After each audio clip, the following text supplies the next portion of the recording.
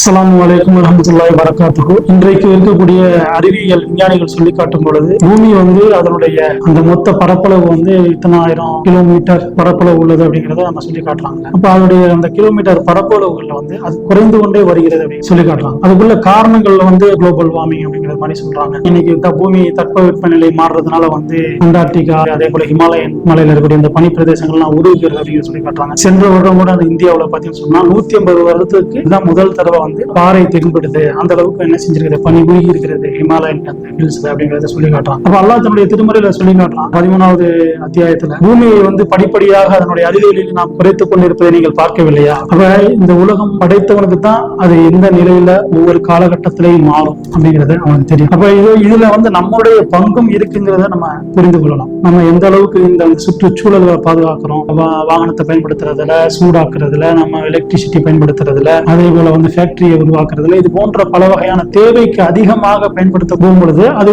100 வருஷத்துல இது தேய்மானம் ஏற்படக்கூடியது பாத்தீங்கன்னா சொன்னா 75% 50 வருஷத்துல நடக்கூடியதை நம்ம பார்க்க முடியும். இது 1400 முன்னால எந்த அறிவியலுமே இல்லாத காலத்துல இது சொல்லப்பட்டது. இது நம்முடைய ஈமானை அதிகப்படுத்தணும். அல்லாஹ் இந்த வசனங்களின் மூலியமாக நம்முடைய ஈமானை இன்னும் மெருகேற்றுவானாக, அதிகப்படுத்துவானாக. அஸ்ஸலாமு அலைக்கும் வரஹ்மத்துல்லாஹி வபரகாத்துஹு.